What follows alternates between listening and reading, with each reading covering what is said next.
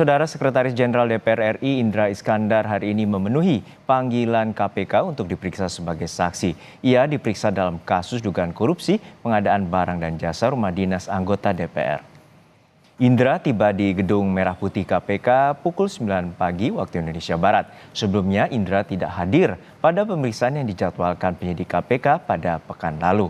Dalam proses penyelidikan, KPK pernah memeriksa Indra pada bulan Maret lalu untuk mendalami perihal perencanaan hingga proses lelang pengadaan kelengkapan rumah jabatan anggota DPR. KPK juga telah menyita sejumlah dokumen pengerjaan proyek hingga transaksi keuangan melalui proses penggeledahan ruang kerja Indra serta biro staf di kantor Sekretariat Jenderal DPR pada akhir April lalu.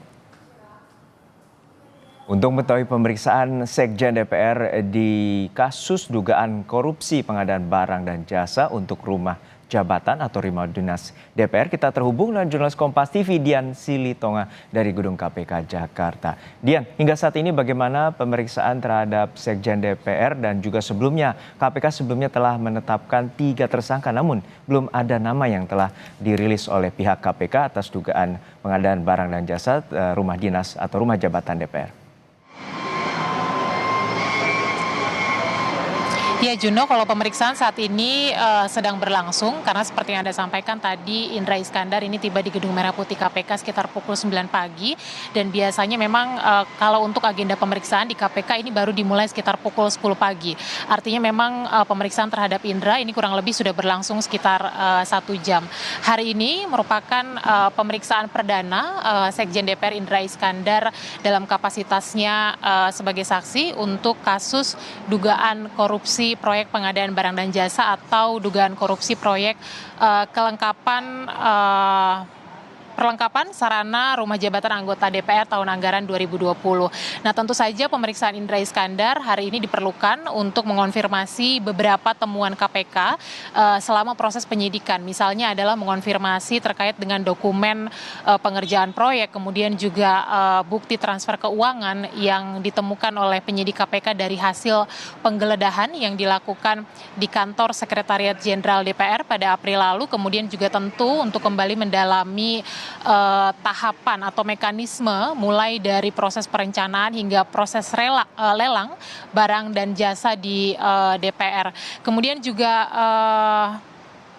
karena KPK dalam kasus ini menduga ada penggelembungan anggaran dan juga unsur melawan hukum yang dilakukan oleh perusahaan yang menjadi pelaksana proyek, maka tentu saja pemeriksaan Indra Iskandar ini juga untuk mengonfirmasi jika ada aliran dana yang kemudian diterima oleh para pihak yang sudah ditetapkan sebagai tersangka oleh KPK dalam kasus ini.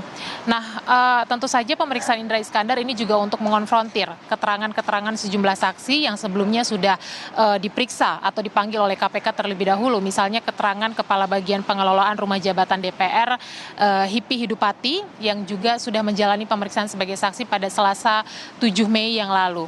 Seperti yang kita ketahui bahwa memang proyek pengadaan kelengkapan sarana rumah jabatan anggota DPR tahun anggaran 2020 ini diduga dikorupsi yang nilai proyeknya dihitung mencapai 120 miliar rupiah, Juno, yang meliputi pengadaan kelengkapan sarana rumah jabatan anggota DPR di Ulu Jami dengan harga perkiraan senilai 10 miliar rupiah, kemudian juga di Kalibata Blok A dan B ini dengan harga perkiraan 39 miliar rupiah. Kalibata Blok C dan D dengan perkiraan harga 37 miliar rupiah dan juga Kalibata Blok E dan F dengan perkiraan harga 34 miliar rupiah. Dan kemudian juga proyek ini ditaksir merugikan negara mencapai puluhan miliar rupiah. Terkait dengan nama-nama tersangka, memang sampai dengan saat ini belum diumumkan secara resmi oleh KPK, tetapi kalau kita memperhatikan kebiasaan KPK, ini salah satu yang menonjol adalah dalam proses penyidikan saat ini, KPK sudah melakukan pencekalan atau pencegahan bepergian ke luar negeri terhadap beberapa pihak termasuk Sekjen DPR Indra Iskandar. Nah, biasanya KPK saat melakukan pencekalan atau mencegah bepergian ke luar negeri ini dilakukan kepada pihak-pihak yang memang sudah ditetapkan sebagai tersangka. Ada 7 pihak yang dilarang bepergian ke luar negeri. Selain Indra Iskandar, ada juga Kepala Bagian Pengelolaan Rumah Jabatan DPR HIPI Hidupati dan sisanya merupakan pihak swasta. Tentu kita masih harus menunggu atau memantau bersama bagaimana hasil pemeriksaan dari Indra Iskandar. Kalau nanti dinyatakan memenuhi bukti permulaan yang cukup, maka Indra Iskandar selanjutnya akan kembali diperiksa dalam kapasitasnya sebagai tersangka. Barulah kemudian nanti KPK akan mengumumkan secara resmi status Indra Iskandar dan juga beberapa pihak lainnya sebagai tersangka berbarengan dengan proses penahanan. Karenanya kita akan cermati bersama, Juno, proses hukum dalam kasus ini yang sedang ditangani oleh KPK. Juno.